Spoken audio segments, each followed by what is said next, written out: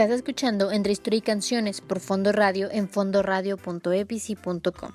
Y ya instalados en Asia, ¿qué les parece si ahora nos damos una vuelta hacia Europa de vuelta? Porque de ahí zarpará el siguiente barco con destino a América.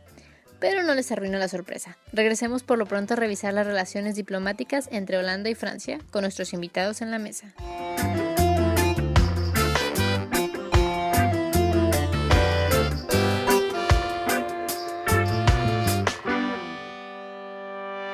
Estamos de regreso. ¿Hasta aquí tienen alguna duda? El hecho de que el café ha llegado a América benefició de alguna manera por el clima. O sea, ¿benefició al café? Al café, a la producción. Bueno, a la producción sí lo benefició y eso lo vamos a ver entre este programa y el que sigue porque pues realmente prácticamente todo el café del mundo después de que llegó a América se produjo aquí. Después cambió un poco ahora, pero por decir el 30% del café mundial actualmente sale de Brasil. El segundo productor de café en el mundo es Indonesia, el tercer productor de café es Colombia. Y el mejor café del mundo después es jamaiquino, es del café Blue Mountain se llama, porque se planta en las montañas ¿Y azules. Java y Mocha y eso ya se perdieron en el olvido? Java es Indonesia, es el segundo productor de café más importante del mundo. Ah, Mocha sí, sigue ¿verdad? existiendo, el café de Yemen, pero es un buen café, pero ya no son los primeros productores, ni mucho menos. El 30% de la producción de café del mundo la hace Brasil y es el primer país productor. De ahí sigue Indonesia, después sigue Colombia y luego sigue Jamaica. O sea, si se fijan, el café más caro del mundo es de Jamaica. Y no es el primer productor del mundo. No, porque es muy caro el café de Jamaica. Ese café es muy caro. Es para clases altas, para la élite. Pues no, pero es un café caro. O sea, es un café caro. Se cotiza más caro que los otros cafés, pero es también en América. Entonces, América se convirtió en una productora muy importante de café en el mundo.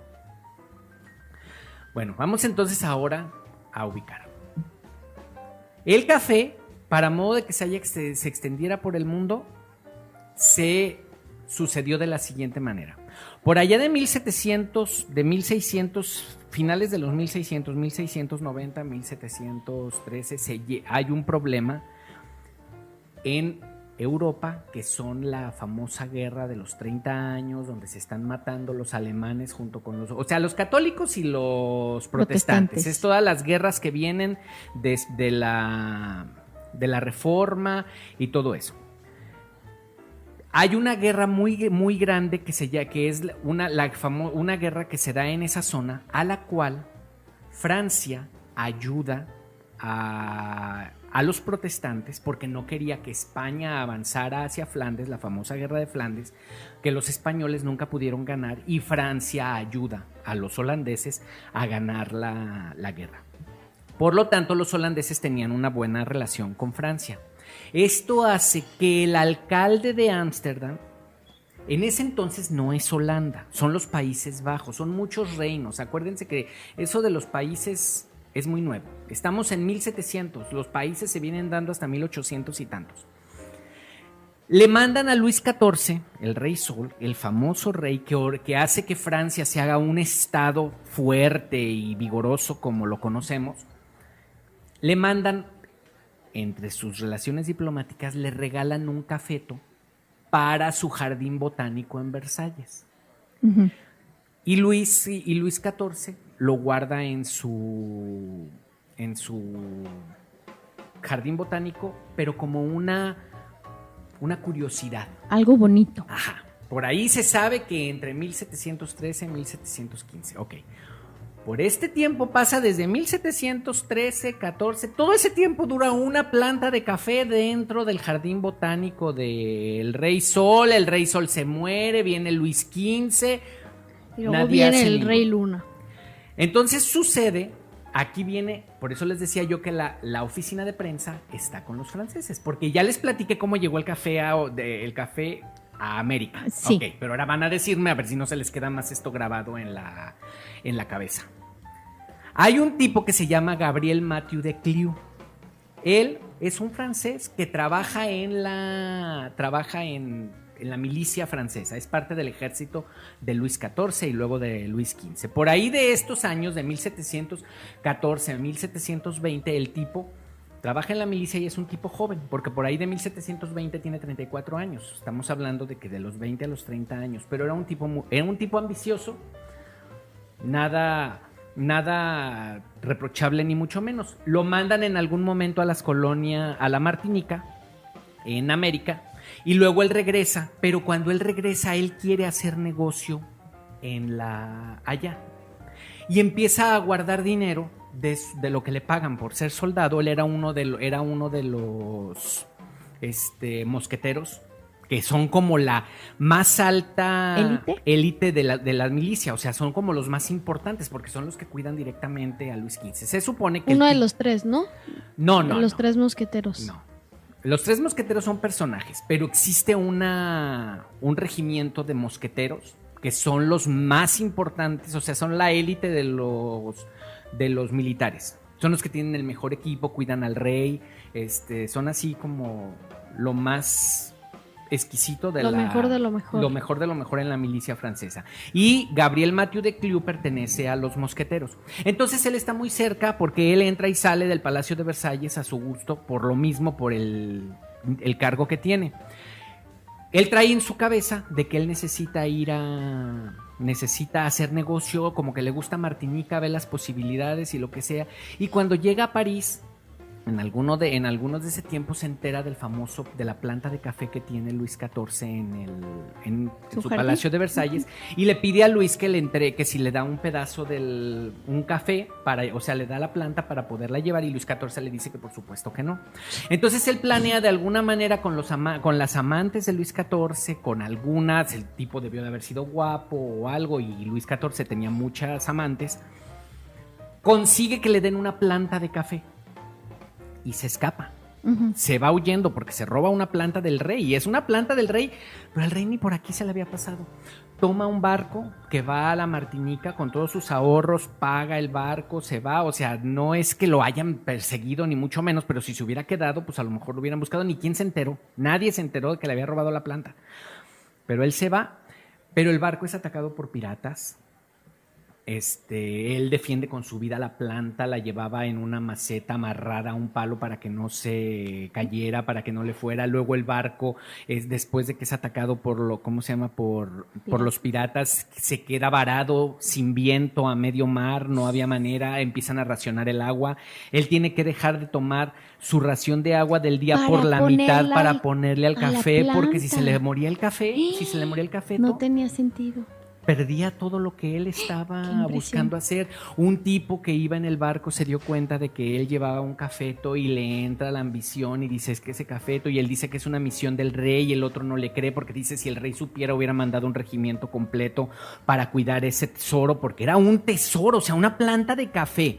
En esa época era un tesoro y así se vivía. El que conocía la planta sabía que quien tenía una planta de esas era un millonario prácticamente. Claro. Entonces, era como que floreciera el oro del mismo árbol.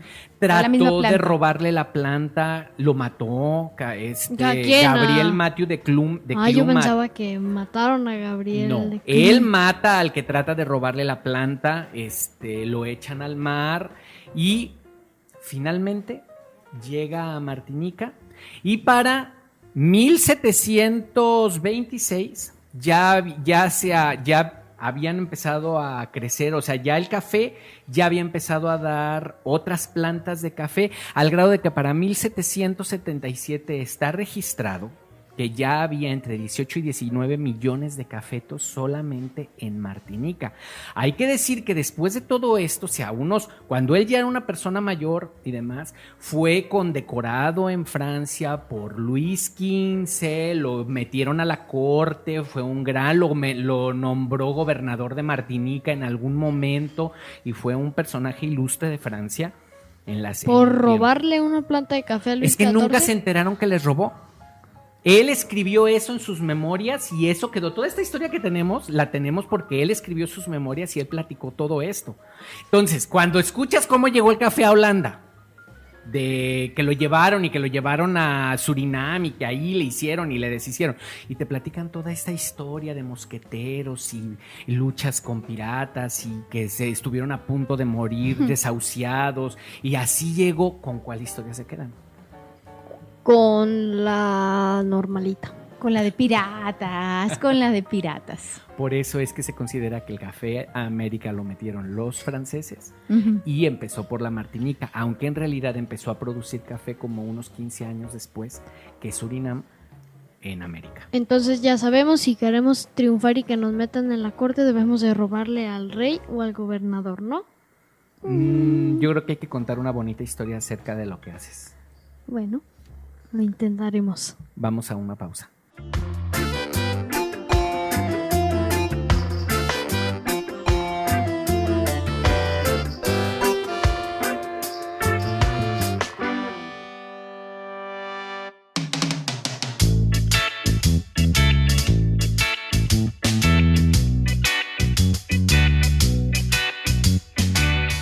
Los españoles fueron los primeros europeos en utilizar esclavos africanos en el Nuevo Mundo en las islas como Cuba, Puerto Rico y La Española, donde la alarmante tasa de mortalidad de la población nativa provocó las leyes de Burgos en 1512 y 1513 para proteger la población.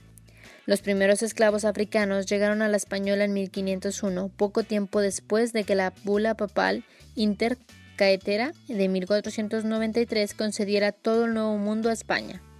El aumento de la penetración en América por los portugueses creó una mayor demanda de fuerza de trabajo en Brasil, principalmente para cosechar y trabajar en las minas. La economía basada en la fuerza laboral de los esclavos rápidamente se expandió en el Caribe y la franja sureña de lo que se conoce actualmente como Estados Unidos, donde los comerciantes holandeses llevaron los primeros esclavos africanos en 1619. Estas áreas desarrollaron una demanda insaciable de esclavos. A medida que las naciones europeas se hacían más poderosas, especialmente en Portugal, España, Francia, Gran Bretaña y Holanda, comenzaron a luchar por el control del comercio de esclavos africanos. La corona británica concedió privilegios a la Royal African Company, que ostentó el monopolio sobre las rutas de comercio de los esclavos africanos hasta 1712. El comercio atlántico de esclavos alcanzó su máximo hacia finales del siglo XVIII, cuando el mayor número de esclavos fueron capturados en expediciones llevadas a cabo en el interior de África Occidental. Eric Williams ha intentado mostrar la contribución de los africanos para financiar el proceso de industrialización británico. Opina que la esclavitud de un africano fue un elemento esencial de la revolución industrial y que la riqueza europea es resultado de la esclavitud. Sin embargo, argumentó que hacia el momento de su abolición había perdido su rentabilidad y que fue prohibido en Inglaterra por motivos económicos. En 1860 llegó a Alabama el último barco negrero estadounidense, el Clotilde. A bordo iban más de un centenar de esclavos capturados en África.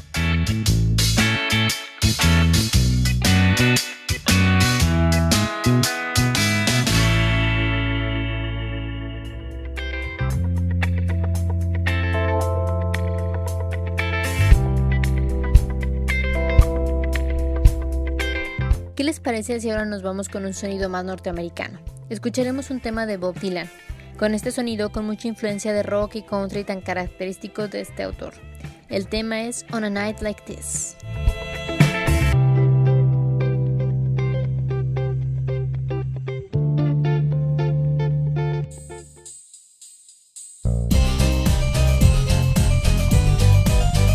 Entre historia y canciones. La historia al compás de la música. Con Marcelo Velázquez y Larisa García en voz y audio.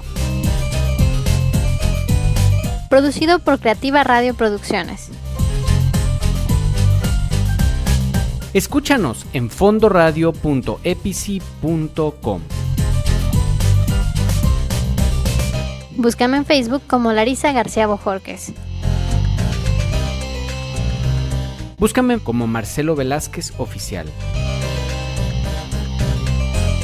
Y disponte a escucharnos que en breves segundos ¡comenzamos!